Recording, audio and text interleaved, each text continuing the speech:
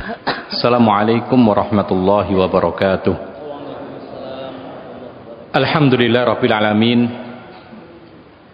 Wa bihi nasta'inu ala umuri dunya waddin.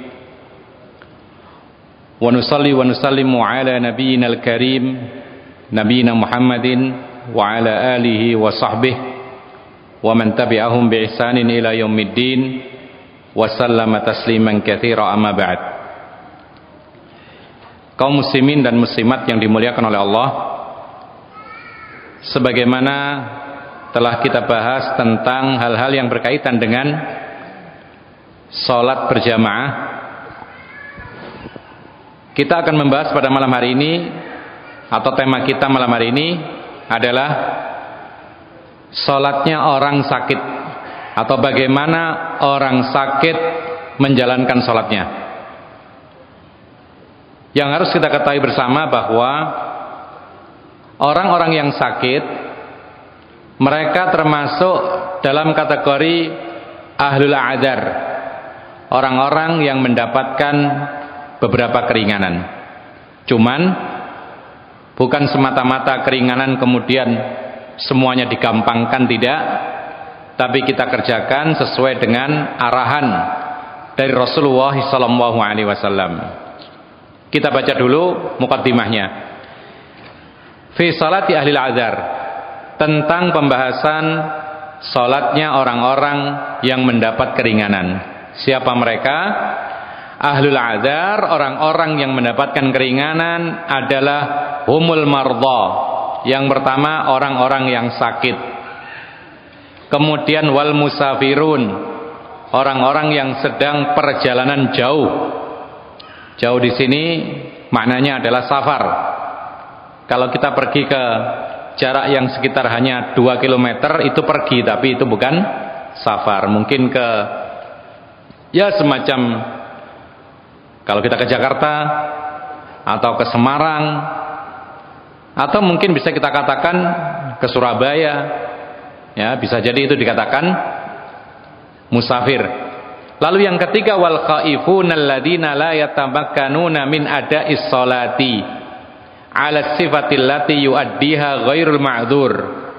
Yang ketiga adalah orang-orang yang merasakan ketakutan yang sangat besar, yang sekiranya mereka tidak memungkinkan menjalankan sholat seperti sholat yang dilakukan oleh orang biasa, seperti kondisi perang, maka mereka termasuk mendapatkan keringanan. Oleh karena itu bahkan sebagian para ulama mengatakan boleh, yaitu meringkas yang 4 jadi 2 rakaat ketika dalam kondisi ketakutan yang mencekam ketika sedang perang, dan itu pernah dilakukan oleh Rasulullah SAW dalam suatu peperangan, ya. Kemudian Rasulullah dan para sahabatnya berjaga-jaga, jangan-jangan diserang secara tiba-tiba, musuh sudah ada di depan tapi mereka belum juga mulai menyerang. Maka datang waktu sholat, maka Rasulullah memerintahkan untuk sholat dengan cara yang berbeda dengan sholat biasanya.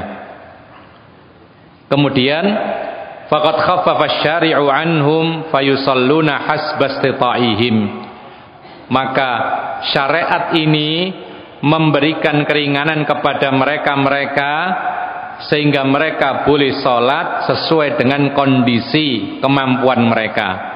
Qala Allah Ta'ala, seperti Allah berfirman, wa ma ja'ala 'alaikum fid dini man haraj, Allah tidak akan menjadikan kalian dalam beragama ini kesulitan. Jadi pokoknya apa yang menyulitkan maka akan dimudahkan dalam Islam. Islam tidak pernah membebani di luar kemampuan. Seperti Allah mengatakan lagi, wa qala la yukallifullahu nafsan illa wus'aha, Allah tidak akan membebani manusia kecuali menurut kemampuannya.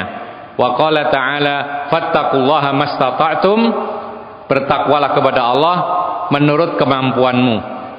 Fa kullama wujidatil masyaqqatu wujidat taisir, maka dalam Islam ini ketika terdapat kesulitan maka akan datang pemudahan. keringanan akan datang. Makanya ada sebuah kaidah, al-masyaqqatu tajlibut taisir. Ketika ada kesulitan, maka akan datang kemudahan.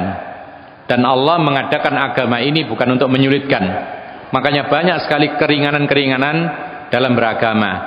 Di antara bukti yang sangat nyata,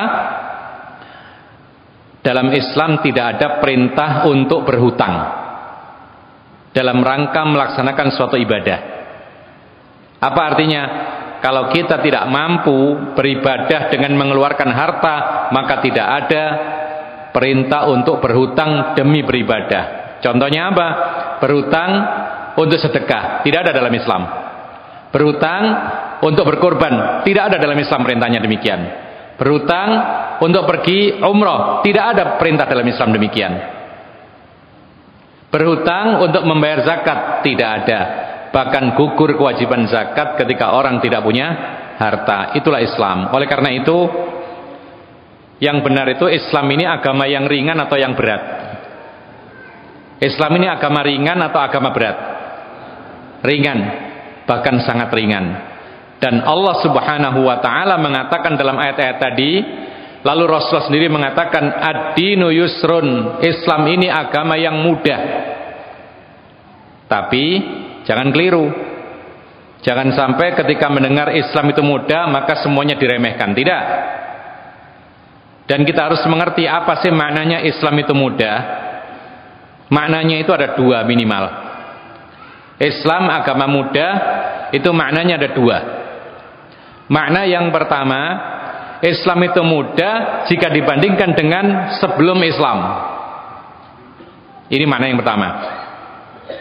Karena apa? Karena sebelum Islam, syariat-syariat sebelum syariatnya Nabi Muhammad itu ada sisi-sisi yang berat. Misal, pada zaman Nabi Musa, ketika kaumnya Nabi Musa menyekutukan Allah, berbuat syirik, itu kan harus taubat. Taubatnya kaumnya Nabi Musa berbeda dengan taubatnya kaum muslimin sekarang. Kenapa? Di antara bentuk taubat dari kesyirikan pada zaman Nabi Musa adalah membunuh diri.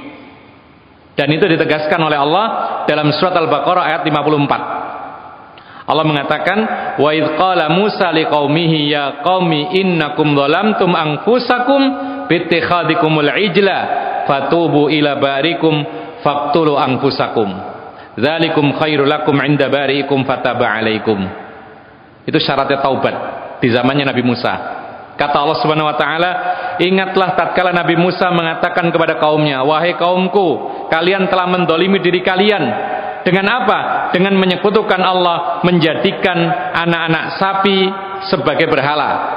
Maka bertaubatlah kalian kepada Tuhanmu Allah yang menciptakan kalian, dan bunuhlah diri-diri kalian.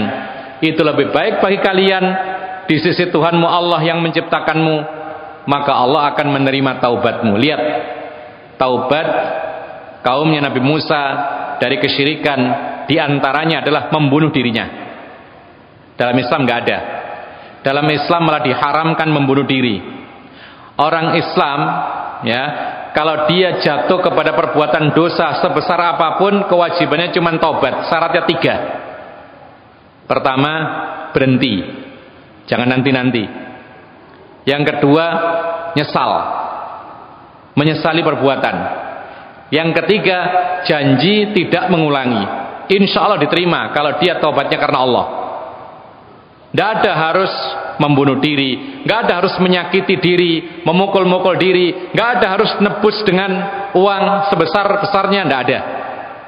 Karena memang Islam ini mudah jika dibandingkan dengan syariat sebelum Islam yang dibawa oleh Rasulullah sallallahu alaihi wasallam. Demikian pula puasa. Puasa sebelum Islam nggak ada yang namanya sahur. Maka dalam Islam diadakan yang namanya sahur. Kenapa demikian? Salah satu faedahnya adalah meringankan beban beratnya puasa. Dahulu orang-orang Nasrani dahulu, ini diterangkan oleh Nabi dalam hadis-hadis yang sahih, atau orang-orang ahli kitab, mereka kalau mau sholat harus di tempat ibadah mereka khusus, tidak boleh tempat lain. Jadi mereka mendapati kesulitan. Contohnya begini, ketika mereka orang-orang ahli kitab mau perjalanan jauh, ya, mereka menghitung kira-kira nanti di tempat perjalanan ada nggak tempat sholat mereka, ya. Kalau nggak ada, maka mereka tidak melakukan perjalanan. Karena ketika datang waktu sholat, lalu kemudian tidak menemukan tempat ibadah, mereka berdosa. Sholat di tempat-tempat biasa, harus di tempat ibadah khusus. Tapi dalam Islam diringankan. Rasulullah mengatakan, wa ju'ilat liyal ardu masjidan. Dijadikan buat aku semua buminya Allah ini sah dipakai untuk sholat. Artinya apa? Kalau kita perjalanan lalu tidak menemukan masjid, sholat di mana saja. Yang penting tempat itu bersih, suci, ya. Disebutkan oleh Nabi, ilal maqbaratu wal hammam. Yang penting bukan kuburan, bukan tempat mandi. Sah sholat di sana. Boleh di mana-mana, di tanah lapang boleh, di pinggir jalan boleh. Makanya mungkin antum pernah melihat tayangan video, itu ada orang atau mobil berjalan tiba-tiba minggir, kemudian sholat di pinggir jalan. Kita katakan mereka mungkin tidak menemui masjid, dan Islam memberikan keringanan, dan sholat itu ada waktunya, tidak boleh keluar dari waktunya, maka mau tidak mau mereka sholat meskipun di pinggir jalan, tidak ada masalah. Kemudian ikhwan fiddin azakumullah, zaman jahiliyah dahulu sebelum Nabi Muhammad diutus, ya, orang-orang jahiliyah dahulu menganggap wanita yang sedang datang bulan itu kondisinya dianggap tidak suci secara total. Semua badannya dianggap tidak suci. Sehingga apa? Orang-orang jahiliyah dahulu kalau istrinya itu sedang datang bulan, maka mereka tidak mau bersentuhan. Mereka tidak mau makan masakan istrinya yang sedang datang bulan. Mereka ditempatkan di tempat sendiri, tidak bercampur dengan keluarganya sampai suci. Tapi dalam Islam, maka wanita yang sedang datang bulan itu adalah suci badannya, yang najis adalah haidnya itu dan tempat keluar haidnya saja. Sampai ketika salah seorang istrinya Nabi SAW disuruh ngambilkan kain oleh Rasulullah SAW, kemudian istrinya mengatakan, wahai Rasul, saya haid, ya. Maka Rasulullah mengatakan, haidmu bukan di tanganmu. Artinya apa? Badannya suci. Rasulullah tetap bersentuhan dengan istrinya yang sedang haid. Bahkan dalam sebuah riwayat, Rasulullah pernah menyandarkan kepalanya di pangkuan istrinya, yaitu Aisyah, sedang haid, dan Rasulullah membacakan Al-Quran.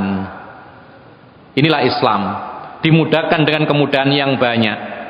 Apa artinya Islam itu mudah? Islam itu mudah jika dibandingkan dengan syariat sebelum Islam. Makna yang kedua adalah Islam mudah itu artinya la yukallifullahu nafsan illa wus'aha. Artinya Islam mudah yang kedua, Allah tidak akan membebani manusia di luar kemampuannya. Ini makna yang kedua, sesuai dengan ayat yang berikutnya. Apa artinya?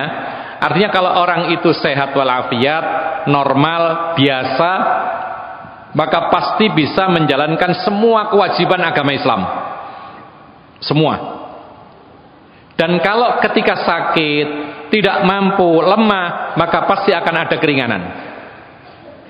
Oleh karena itu para ulama mengatakan, kita ambil contoh sholat. Kalau orang mengatakan sholat itu berat, itu keliru. Sholat itu ringan. Bayangkan, sholat itu cuman 5 kali waktu dalam sehari semalam. Sementara kaumnya Nabi Musa dibebani sholat 50 waktu. Seperti dalam kisah Isra Mi'raj. Nabi Musa mengatakan kepada Nabi Muhammad, apa yang diperintahkan oleh Allah SWT kepadamu untuk umatmu? 50 kali sholat. Nabi Musa mengatakan, kembalilah kepada Allah, karena aku telah menerapkan 50 kali sholat kepada umatku, lalu kemudian mereka tidak mampu melaksanakannya. Sholat 5 waktu sangat ringan. Dan Rasulullah atau Allah Subhanahu wa Ta'ala menjadikan sholat 5 waktu ini di waktu-waktu yang pada umumnya orang itu dalam keadaan tidak tidur. Kita lihat subuh, orang sudah bangun. Zuhur, orang masih seger. Asar, orang mungkin sudah istirahat. Maghrib, Masya Allah, segernya luar biasa. Isya, orang belum tidur. Bayangkan kalau seandainya sholat Isya jam 2 malam, sholat Maghrib jam 12 malam, maka ini bisa berat. Tapi Allah Maha Bijaksana, memfardukan, mewajibkan sholat 5 waktu di waktu-waktu yang pada umumnya manusia dalam keadaan tidak tidur. Puasa misalnya, ketika orang itu sehat, tidak ada halangan, tidak sakit, pasti dia bisa melakukannya. Dan itulah kemudahan dalam Islam. Dan kalau kita lihat puasa itu dalam 1 tahun hanya 1 bulan saja yang wajib. Andaikan Allah mewajibkan dalam 1 tahun 11 bulan puasa, baru kita katakan berat. Tapi Allah hanya mewajibkan 1 bulan dari 12 bulan. Itu pun dalam 1 bulan itu kita tidak berpuasa 24 jam. Berapa lama kita puasa? Setengahnya dari 24 jam. Ada berbuka, ada sahur, dan di malam hari boleh melakukan hal-hal yang tadinya nggak boleh. Ini kemudahan yang lain. Zakat itu mudah. Dan Allah Subhanahu wa taala tidak meminta kepada orang yang berharta yaitu berapa persennya, cuman diminta 2,5%. Jadi kalau 100 itu yang diminta cuman 2,5%-nya. Ya. Kalau misalkan uang itu 100 juta, berarti berapa itu? 2,5 jutanya saja. Itu pun kalau sudah mencapai nisab. Itu pun bukan semua harta harus dikeluarkan zakat. Ada harta-harta yang tidak ada zakatnya. Apa itu? Kendaraan pribadi yang dipakai sehari-hari, rumah meskipun harganya miliaran, tidak ada zakatnya. Pakaian kalau dijumlah semuanya, mungkin jumlahnya bisa ratusan juta, tidak ada zakatnya. Kenapa demikian? Karena benda-benda yang dipakai keseharian, kecuali perhiasan emas dan perak, maka itu tidak ada zakatnya. Makanya Rasulullah mengatakan tidak ada zakat bagi seorang hamba dalam kepemilikan kuda dan budak. Jadi dulu itu orang punya budak, ya, disuruh kerja, hasilnya diambil oleh tuannya. Budak ini kalau dijual harganya mahal, bisa ratusan juta, maka budak ini tidak dikeluarkan zakat. Demikian kuda. Orang dulu punya kuda. Kuda ini kendaraan yang dianggap mewah, ya. Kalau sekarang mungkin dianggap mobil. Kalau onta itu dianggap motor. Kalau keledai itu dianggap apa? Sepeda pancal. Keledai itu. Tapi orang yang punya kuda, kalau memang untuk bekerja, untuk kehidupan sehari-hari, tidak ada zakat. Jadi tidak semua harta itu dizakati. Rumah meskipun mewah, rumah meskipun luas, karena itu kebutuhan kehidupannya, tidak ada zakat. Perabot rumah tangga kalau ditotal bisa mungkin mencapai nisab, tapi tidak ada zakat, karena memang tidak semua harta itu dizakati. Itulah menunjukkan kepada kita bahwasanya Islam ini adalah agama yang mudah. Haji mudah nggak? Mudah.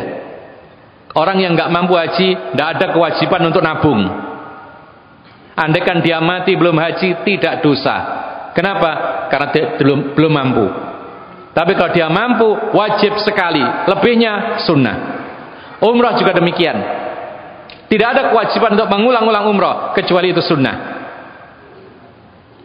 Demikian pula yaitu sedekah dan lain sebagainya. Semuanya ini menunjukkan kemudahan di dalam Islam. Dan ketika terdapat sebab atau halangan atau kesulitan, dimudahkan lagi oleh Allah untuk yang kedua kalinya. Orang yang sakit tidak mampu salat berdiri, maka boleh duduk. Tidak mampu duduk, berbaring.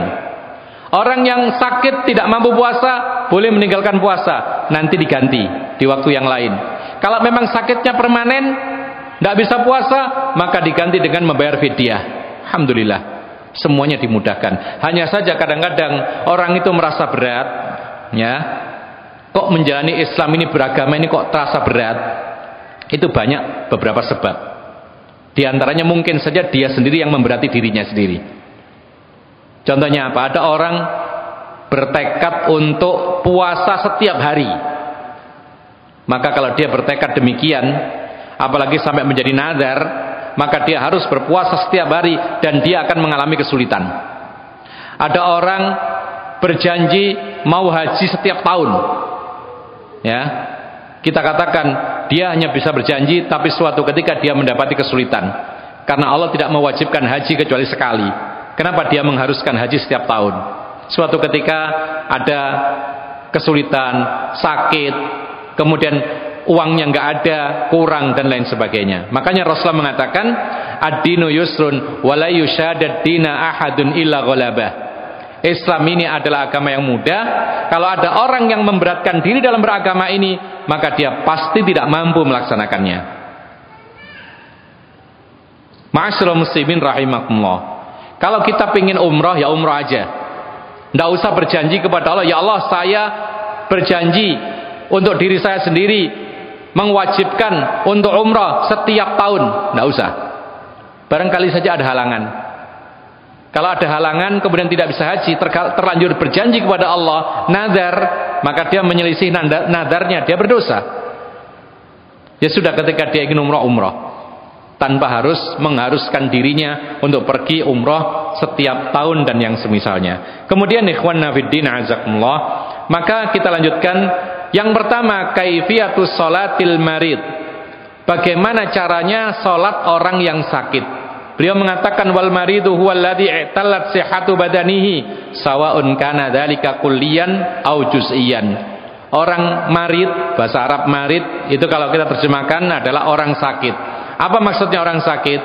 Orang sakit itu adalah orang yang kesehatan badannya sedang terganggu.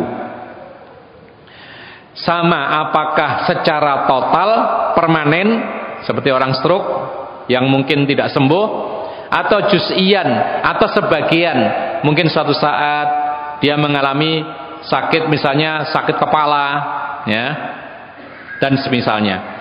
Wa yalzamul maridu an yusalliyal maktubah qa'iman ala ayyi sifatin kana. Orang sakit wajib sholat dengan berdiri kalau mampu. Bagaimanapun bentuk berdirinya tetap dia lakukan, karena berdiri dalam sholat fardu itu adalah salah satu rukun sholat.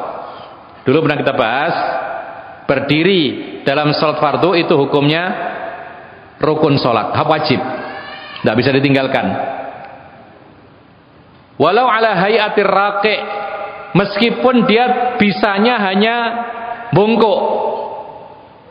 Jadi orang yang mungkin punya penyakit, dia bungkuk, tidak bisa tegak, mau sholat tegak berdiri nggak bisa, bisanya membungkuk begini, ya sudah, ini gantinya berdiri, karena dia masih mampu berdiri meskipun tidak sempurna. Liman bi dhahrihi maradun la yastati'u an yamudda dhahrahu. Ini seperti orang yang punggungnya mengalami sakit, dia tidak mampu menegakkan yaitu punggungnya, au mustanidan ila jidarin au amudin au ala asan, atau kalau dia tetap masih bisa berdiri meskipun bersandar kepada dinding, harus berdiri. Atau misalnya memegang atau bersandar kepada dinding atau amud itu tiang atau tongkat. Jadi kalau memang harus bawa tongkat, harus bawa tongkat, ya. Jadi yang penting dia ketika bisa berdiri, bagaimanapun caranya berdiri harus dilakukan, karena ini adalah rukun sholat. Dan ini menunjukkan kepada kita bahwasanya meskipun Islam itu ringan, tapi bukan berarti diremehkan. Ada hal-hal yang harus dilakukan dan tidak bisa diganti, kecuali kalau betul-betul darurat, betul-betul nggak bisa. Liqaulihi sallallahu alaihi wasallam, idza amartukum bi amrin fa'tu minhu mastata'tum. Rasulullah mengatakan kepada sahabatnya, yaitu apabila aku perintahkan kalian suatu perintah, maka lakukan semampumu. Fa illam yastati' fa qa'idan. Kalau tidak mampu berdiri maka duduk. Fa illam yastati' fa 'ala janbihi. Kalau tidak mampu duduk maka miring, yaitu ke kanan.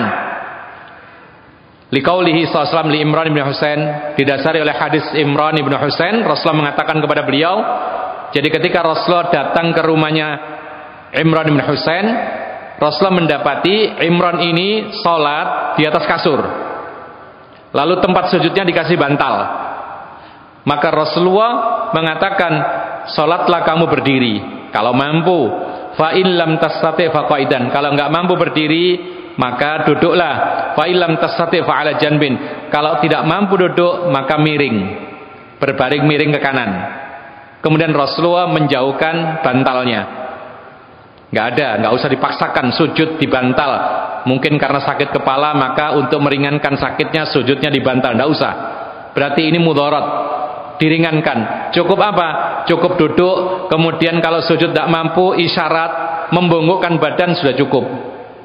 Oleh karena itu, ikhwan fillah, azakumullah, kita bisa membahas sekarang yaitu tentang tahapan orang-orang yang sakit dalam sholatnya.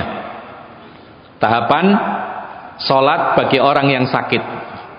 Yang pertama, orang sakit, ini yang pertama, ini prinsip yang pertama, orang sakit tetap wajib sholat dengan berdiri. Ini hukum asal, sebagaimana perintah Nabi kepada Imran bin Husain, sholatlah berdiri kalau mampu. Jadi meskipun sakit tapi masih mampu berdiri, harus berdiri. Ya. Kemudian kalau misalnya berdirinya mampunya pakai tongkat, ya pakai tongkat. Kalau bersandar, silakan bersandar. Ini untuk sholat fardu, sholat wajib. Karena berdiri untuk sholat wajib itu hukumnya rukun sholat. Beda dengan sholat sunnah. Sholat sunnah berdiri itu tidak harus.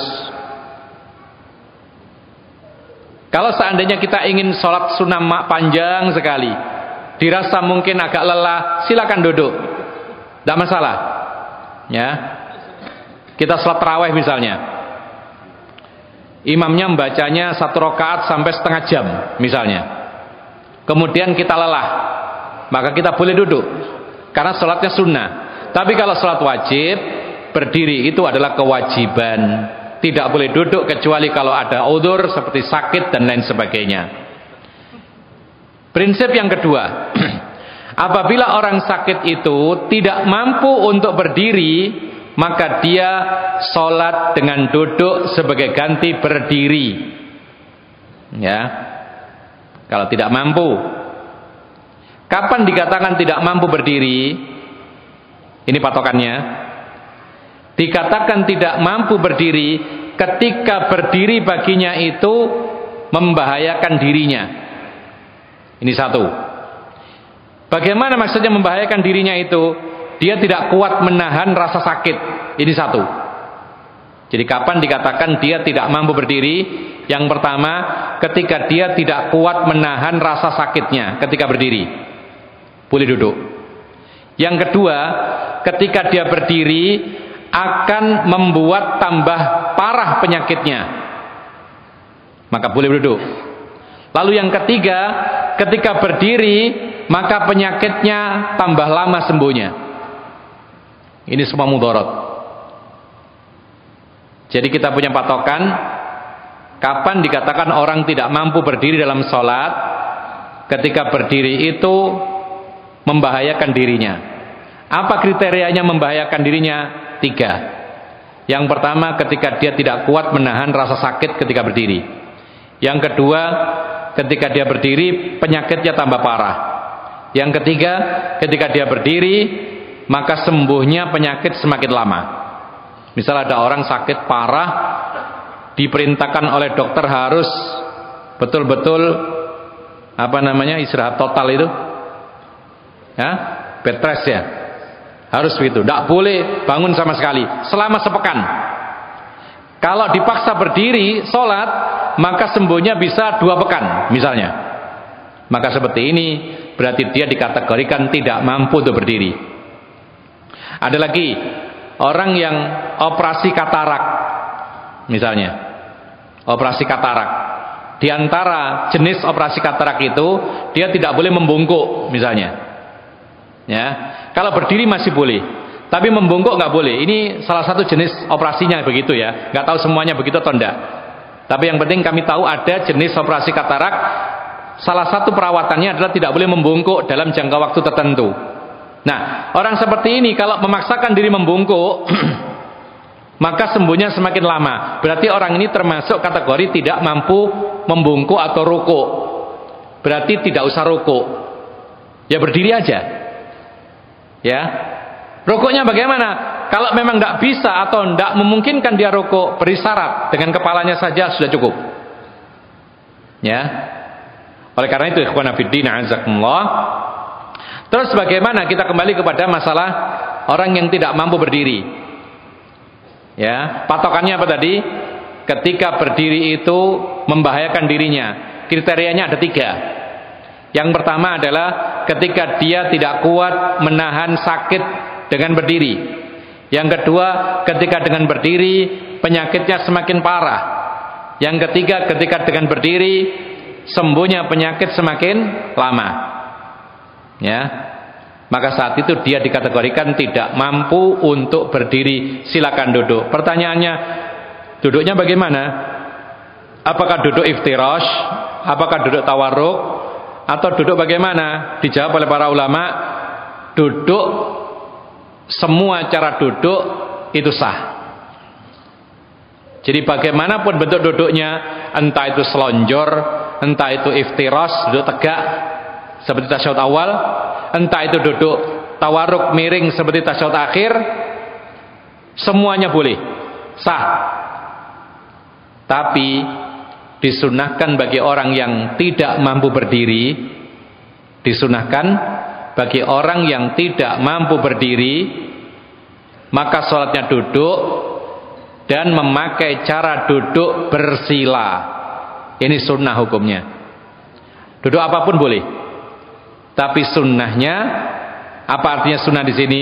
Dia akan memperoleh pahala lebih ketika dia duduk pengganti berdiri sholat itu duduknya sila, seperti duduknya antum kebanyakan ini. Dalam bahasa Arab disebutkan dalam hadis, karena Nabi SAW yusolli mutarabbi'an. Rasulullah ketika sakit sholat sebagai ganti berdiri dia duduknya bersila. Dan itu ada faedahnya. Ya, sekali lagi ini sunnah. Kalau ditinggalkan tidak masalah, tapi kalau dilakukan dapat pahala.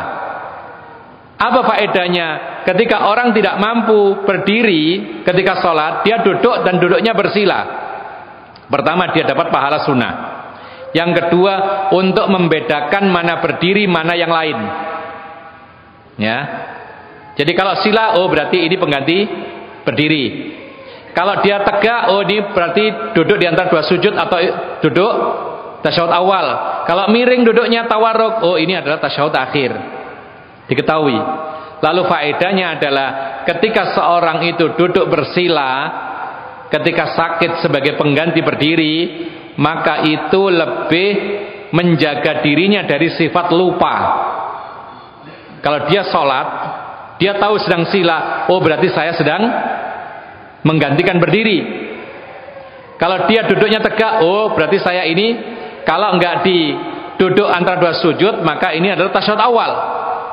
Kalau saya miring duduknya, oh berarti ini tasyahud akhir. Kalau duduknya semua sama, kadang-kadang lupa, apalagi orang sakit. Orang sakit itu sering lupa. Ya, bahkan orang-orang sakit yang sudah tua itu kadang-kadang lupanya parah. Bahkan ketika sholat, di tengah sholat itu lupa. Ya. Nah ini untuk menghindari sifat lupa ini, maka dibeda-bedakan duduknya. Ketika duduk itu menggantikan berdiri, duduknya sila.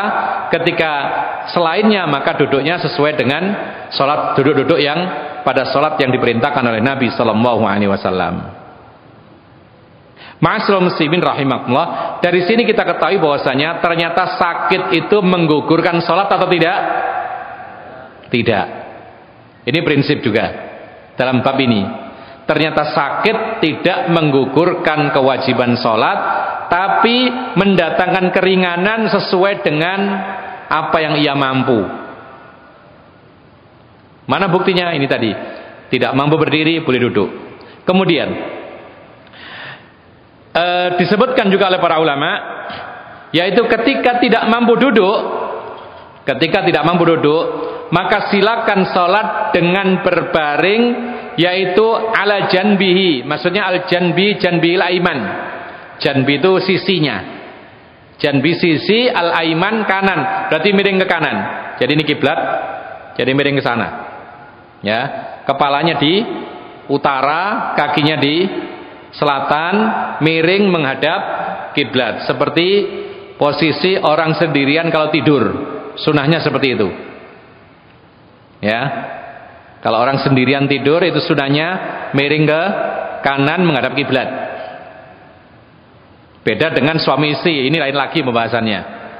Kalau orang sendirian tidur maka disunahkan menghadap ke kiblat dengan miring ke kanan.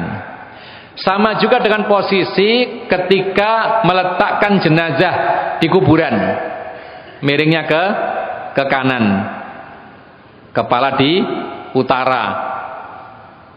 Nah, itu kalau mampu dilakukan. Ketika dia tidak mampu duduk, maka berbaringnya seperti itu. Kemudian kalau tidak mampu berbaring di sisi kanannya, maka dia berbaring terlentang. Berbaring terlentang. Ini semua dalam hadis Rasul. Ya, duduk terlentang. Bagaimana caranya? Yaitu mengarahkan kakinya ke arah kiblat. Jadi duduk berbaring terlentang. Apa terlentang itu? Lawannya tengkurap ya. Terlentang, kemudian kakinya ke arah kiblat. Berarti kepalanya membelakangi kiblat. Sebagian para ulama mengatakan diusahakan kepalanya agak diangkat supaya bisa menghadap ke kiblat. Ada pertanyaan, loh apakah itu sopan kepada kiblat? Kok kakinya diarahkan ke kiblat? Jawabannya, tidak masalah karena itu yang diperintahkan oleh Nabi. Bahkan para ulama memberikan alasan kenapa sih kok begitu? Karena posisi berbaring seperti ini dibandingkan menghadap yang lain-lain, maka lebih dekat kepada arah kiblat yang menghadap begini, kaki ke arah kiblat. Karena kalau kepala diangkat dikit sudah menghadap kiblat. Maka dari itu karena ini lebih dekat kepada arah kiblat, maka demikianlah seorang sholat ketika tidak mampu berbaring ke sisi kanannya. Dia telentang, kakinya ke arah kiblat, lalu kepala agak diangkat sedikit supaya bisa menghadap ke kiblat. Kemudian ikhwanna fiddin azakumullah, disebutkan juga oleh para ulama, orang yang sakit tadi, yang berdiri, yang nggak mampu berdiri duduk, yang nggak mampu duduk berbaring, berbaringnya ada dua macam. Ini semua tetap wajib melakukan rukuk dan sujud kalau masih mampu. Karena rukuk dan sujud itu hukumnya sama dengan qiyam, berdiri. Ya, jadi misalnya dia sholat duduk sholatnya, pengganti berdiri. Ketika rukuk bagaimana? Ya rukuk. Ketika sujud betulan. Kenapa demikian? Karena yang dia tidak mampu adalah berdiri, maka diringankan dengan duduk. Sementara rukuk dan sujudnya masih bisa dilakukan, silakan dilakukan. Ya. Baik, sekarang boleh nggak orang sholat duduk di atas kursi? Jawabannya boleh. Tadi kita katakan sebagai pengganti berdiri, dia duduk macam apapun duduknya sah. Tapi ada yang disunahkan duduknya adalah duduk bersila.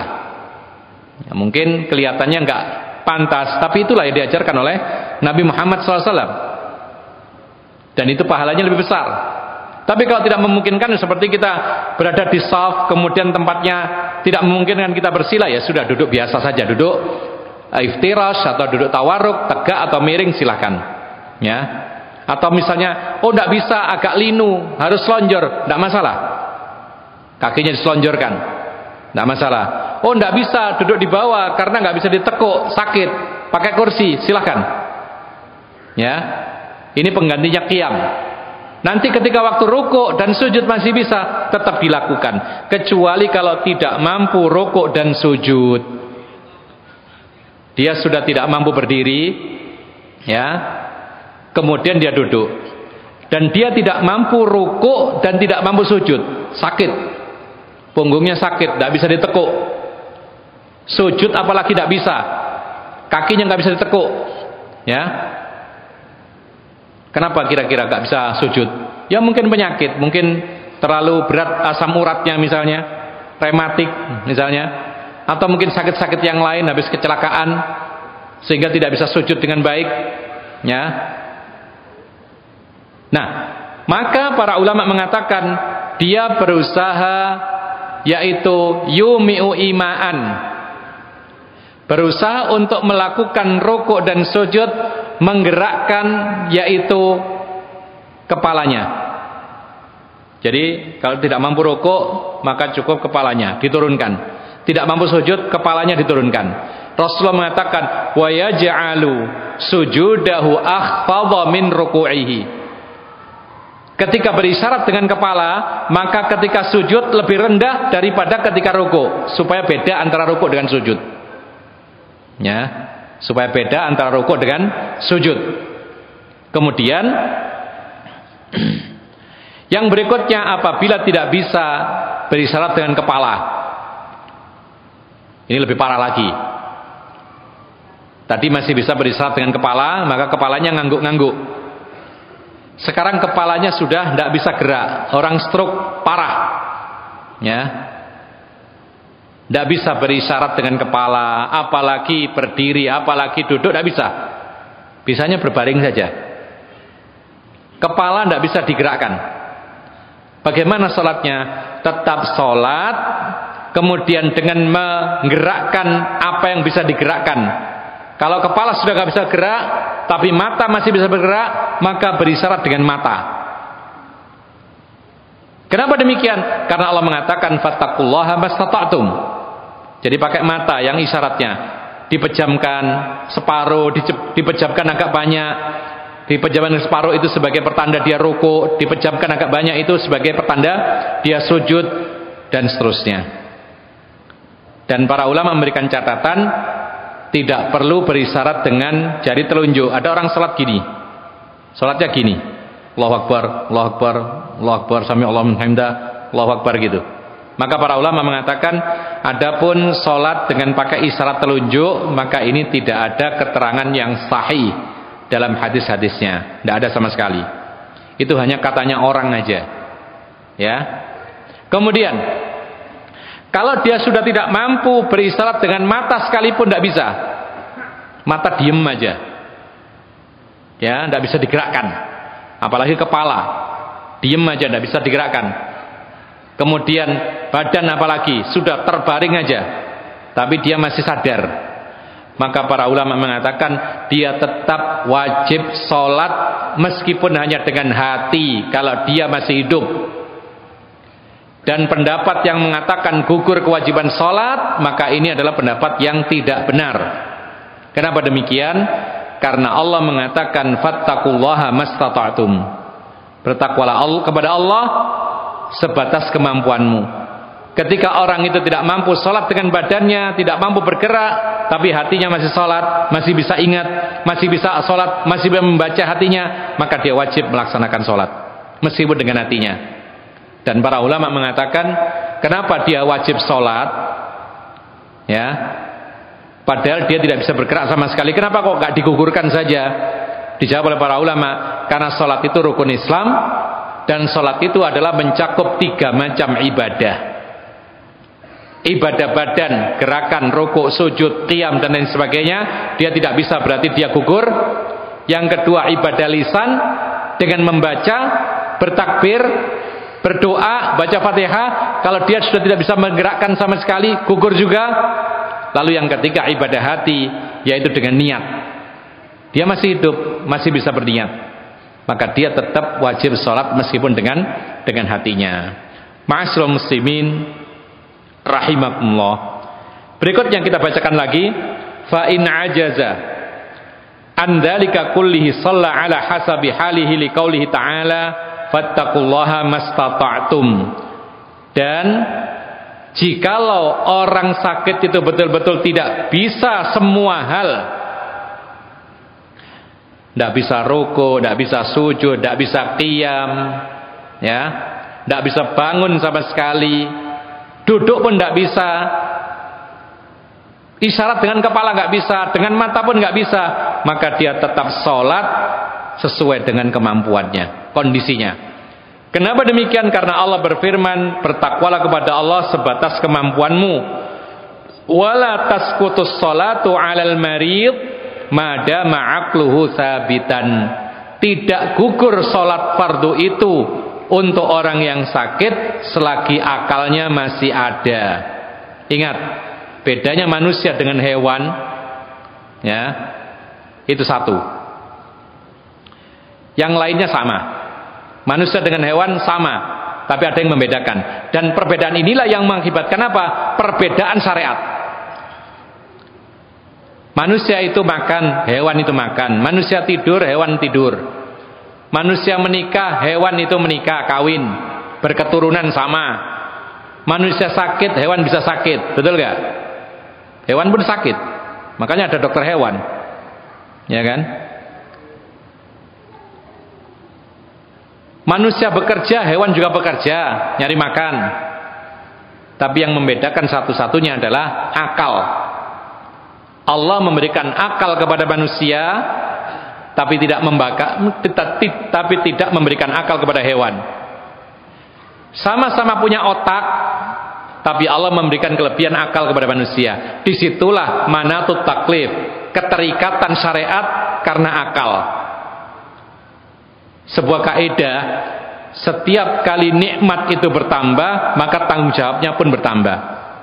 Manusia diberikan nikmat akal, maka tanggung jawabnya bertambah menjalankan syariat. Ya, makanya kalau orang itu tidak mau syariat, ya mending gila aja, gitu loh. Mending gila, karena orang gila nggak dibebani syariat. Atau mending kembali masa kecil aja, kan nggak bisa. Satu-satunya yang mungkin ya jadi gila, tapi kan nggak boleh minta gila. Dan ini harus kita syukuri. Allah memberikan akal sehingga apa? Sehingga kita bisa memilih dan memilah mana yang baik, mana yang buruk. Dengan akal itu kita harus menjalankan syariat. Ya. Kalau kita tidak menggunakan akal untuk menggunakan syariat, apa bedanya kita dengan hewan? Nggak ada bedanya. Kalau kita punya akal tapi kita hidupnya seperti binatang, kita lebih buruk dari binatang. Allah mengatakan inhum illa kal an'ami balhum adall. Manusia kadang-kadang taubannya seperti hewan, bahkan lebih buruk daripada hewan. Kenapa? Karena tidak menggunakan akalnya untuk menjalankan syariat. Kalau hewan tidak menjalankan syariat, wajar karena dia tidak punya akal. Tapi manusia tidak menjalankan syariat agama Islam, itu berarti apa? Lebih buruk daripada hewan. Ma'asyiral muslimin rahimakumullah. Kemudian berikutnya, wala tasqutu sholatu 'alal maridi madama aqlu zabindan. Tidak gugur salat fardu itu untuk orang sakit selagi akalnya masih ada. Baik, berarti sekarang begini, bagaimana kalau orang tua renta masih wajib salat enggak? Orang tua renta wajib enggak salat? Hah? Kalau akalnya masih ada tetap salat. Baik, kalau orang tua pikun masih sholat gak? Jawabannya tidak ada sholat. Tidak wajib sholat. Pikun itu akalnya hilang, pikun yang permanen, pikun yang betul-betul 100% ya. Bukan kadang-kadang pikun, kadang-kadang sadar, enggak. Karena ada sebagian orang itu kalau banyak uang gak pikun. Ya. Kalau sedang tanggal tua pikunnya parah, baru dikasih makan minta makan lagi, ya itu. Sampai nggak ingat anak-anaknya. Maka ini seperti ini pikun. Orang seperti ini kalau pikun, betul-betul pikun, nggak bisa ngerti apa-apa, itu sama dengan anak kecil, tidak ada kewajiban sholat. Ya. Tapi kalau dia mau sholat ya nggak masalah. Yang penting dia bisa menjaga kesucian, ikut-ikut sholat ke masjid, meskipun pikun. Mudah-mudahan dia sadar gitu loh. Sama dengan pembahasan orang gila, boleh nggak ke masjid? Kemarin dulu pernah kita bahas, boleh nggak orang gila ke masjid sholat berjamaah? Jawabannya dilihat dulu. Kalau orang gilanya itu bisa menjaga kebersihan, bisa menjaga kesucian, tidak mengotori masjid, lalu ke masjid tidak ngamuk-ngamuk, ya. Kalau ngamuk-ngamuk kan bahaya, nanti imamnya dipukul kan gitu. Nah, kalau memang orang gila ini bisa menjaga kesucian masjid, kesucian dirinya, tidak mengotori masjid, dia bisa mengontrol dirinya, ada yang mengawasi, maka para ulama mengatakan silahkan diajak ke masjid dengan harapan apa? Mudah-mudahan sembuh gilanya.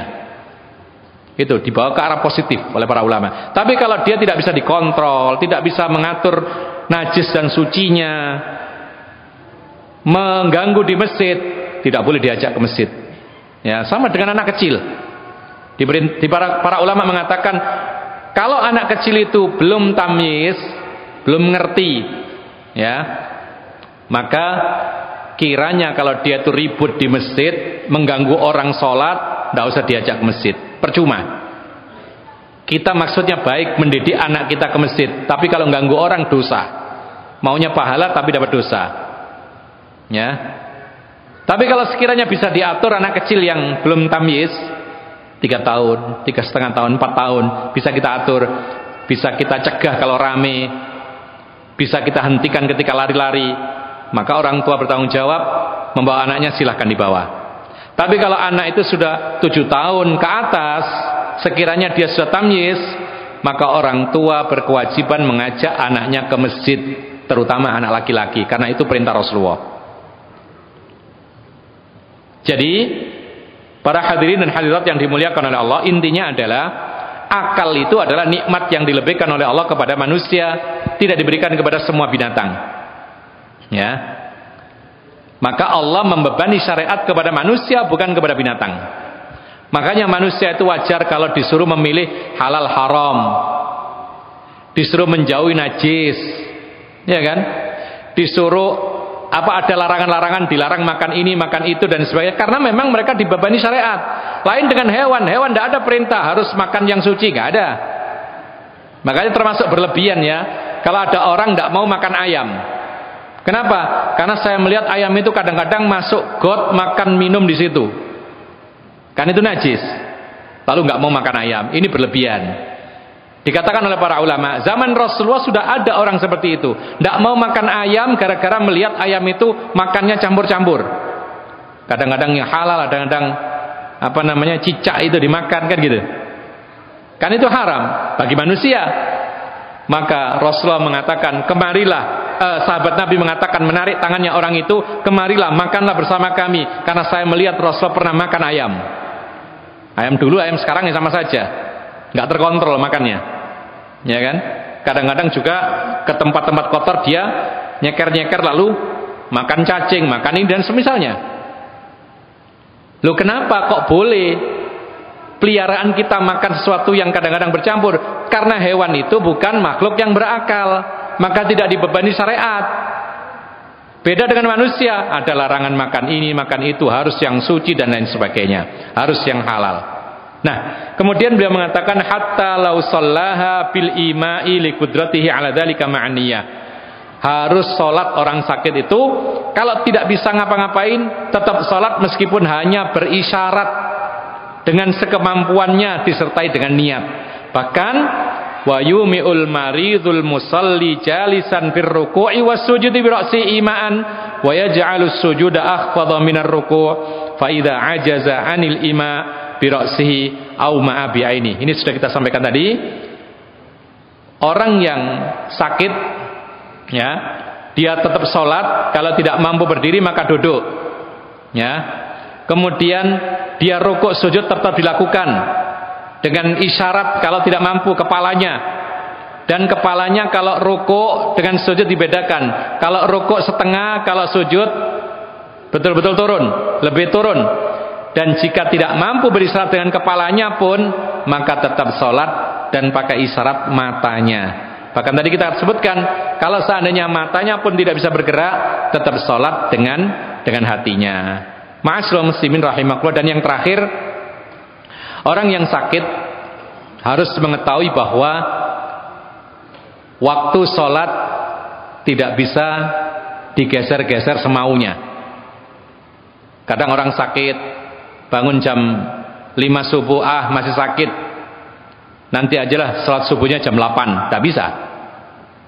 Atau misalnya masih sakit, badan gak enak, nanti ajalah sholat subuhnya dijamak sama zuhur sekalian asar. Tidak begitu. Karena untuk menjamak sholat itu ada aturannya. Para ulama mengatakan bahwasanya Allah berfirman, innas sholata kanat 'alal mu'minina kitaban mauquta. Sholat itu telah ditentukan oleh Allah waktunya dengan ketentuan waktu. Diwajibkan dengan ketentuan waktu yang tertentu. Tidak bisa diotak-atik. Waktu zuhur ada sendiri, asar sendiri, maghrib sendiri, isya sendiri, subuh sendiri. Makanya para ulama mengatakan, kalau orang sholat isya sebelum isya batal. Salat zuhur jam 9 pagi batal meskipun berkali-kali. Salat subuh sengaja jam 7 setelah syuruk batal juga salatnya. Karena Allah telah menentukan waktu salat. Demikian pula orang sakit tidak boleh semaunya. Namun para ulama mengatakan tatkala dia salat di waktu masing-masing itu merasakan keberatan, maka boleh menjamak salat. Orang sakit yang sekiranya mendapati mudarat ketika salat di waktu masing-masing, maka dia boleh menjamak salat. Tapi ingat, yang dijamak itu hanya maghrib dengan isya, sama apa? Zuhur dengan asar saja. Baik jamak takdim atau takhir terserah sesuai dengan kemampuan dan kemudahan dia. Adapun salat subuh maka tidak bisa dijamak. Pertanyaan sekarang, orang sakit boleh nggak mengqashar salat? Orang sakit boleh nggak mengqashar salat? Hah? Jawabannya tidak boleh. Dia dibolehkan menjamak tetapi tidak boleh mengqashar salat. Loh, kelamaan kalau nggak diqashar, duduk bisa. Berbaring juga boleh, kan gitu kalau nggak mampu berdiri, nggak mampu duduk. Jadi harus dipahami bersama beda antara mengqashar dengan menjamak. Insya Allah setelah ini kita akan bahas tentang masalah mengqashar dan menjamak. Kalau mengqashar itu sebabnya banyak, ya, afwan. Kalau mengqashar itu sebabnya satu, yaitu safar. Tapi kalau menjamak itu sebabnya banyak. Dulu pernah kita sebutkan, sakit termasuk boleh menjamak, safar juga boleh menjamak, hujan deras boleh menjamak, kan gitu, ya. Kemudian misalnya terjadi badai boleh menjamak sholat. Tapi kalau untuk mengqashar maka sebabnya hanya safar atau musafir saja. Taib, ini yang mungkin bisa kita sampaikan. Mudah-mudahan bermanfaat dan semoga kita bisa melanjutkan kembali. Insya Allah ke depannya kita akan bahas yaitu bagian kedua tentang bagaimana sholatnya orang musafir. Bagaimana sholatnya orang musafir. Kalau tadi kita bahas tentang sholatnya orang yang sakit. Allahu a'lam. Ini yang bisa kita sampaikan, mudah-mudahan bermanfaat dan kami kembalikan waktunya kepada pembawa acara kita. Allahu a'lam.